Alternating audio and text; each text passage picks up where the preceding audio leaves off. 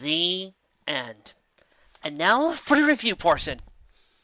Oh boy, you realize this is Penstroke, one of the most popular authors in the Brony fandom. I know, one wrong word, and our popularity goes down to crapper. Yep, one wrong word and we're doomed. Well, good luck. Right. I really enjoyed this fic. And were you guys at all surprised at that? I mean, you've been with me for almost 2 years now, right? And you know by now that if I really started disliking this fic, I would have been ripping it to shreds, I would have been making fun of it, I would have been making a lot more comments than I was. But I didn't. That's because I found this fic critically enjoyable. Which makes me feel bad because I want to talk about the bad. I really do. I want to talk about the things that didn't work, but when I start to enjoy something, I just can't.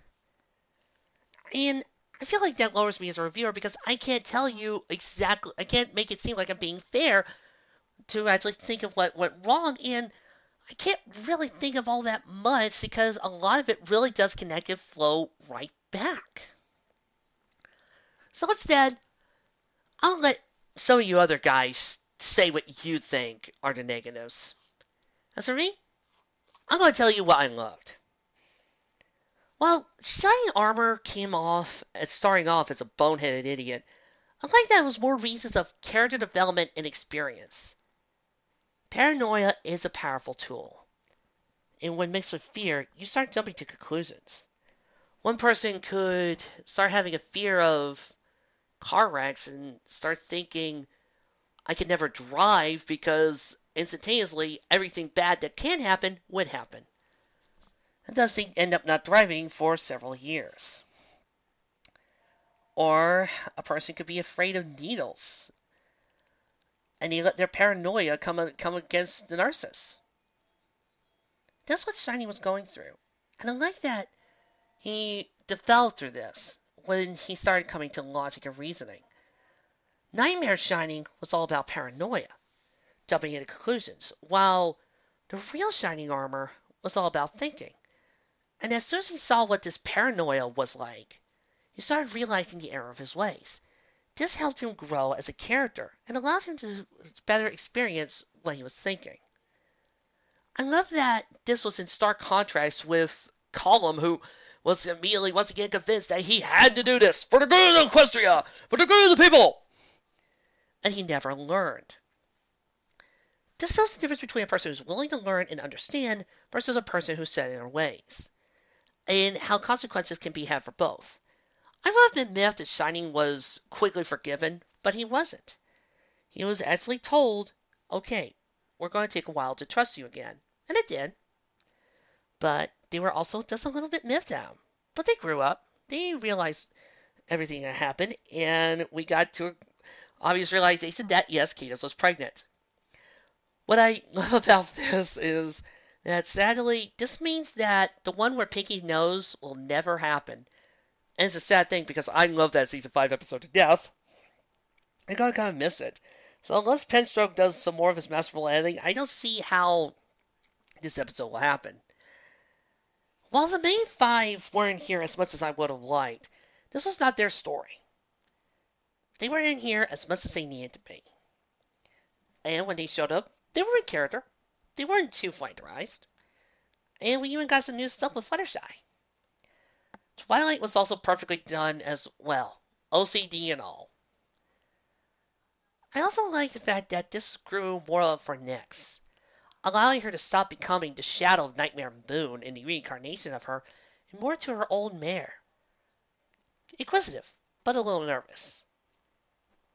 Brave, but still fearful around others who might do her harm. Determined, but with a little bit of sensibility.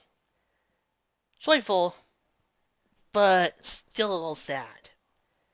This allows her to become a more well-rounded character, and also makes her more of a Nyx rather than a shadow. I also love how some of the plots came together. And at this point, I think I'm starting to see a lot of what Penstroke's style is. Because that tends to happen if you read a lot of reviewers of stuff. Penstock is, well, knows a lot of his writing is very chi- childlike. I don't mean that in a bad way. I don't mean that stuff is like Mike and childlike. What I mean is, I could get some of these plots to DXX and tell them, hey, make an episode out of this. And don't say some of this wouldn't happen. Please remember how dark we got in the season 5 finale. It would work. That's what I mean. It's kind of like my stuff, how I would do it. Heartwarming, fun, and entertaining. This fic was great all around. Now, I got a little announcement to make. In case you haven't guessed, my chapters so far I've been doing 4-part chapters a lot. That's because for some odd reason I got some sort of weird strike on my channel. This means that I can no longer post more than 15 minutes a chapter apiece.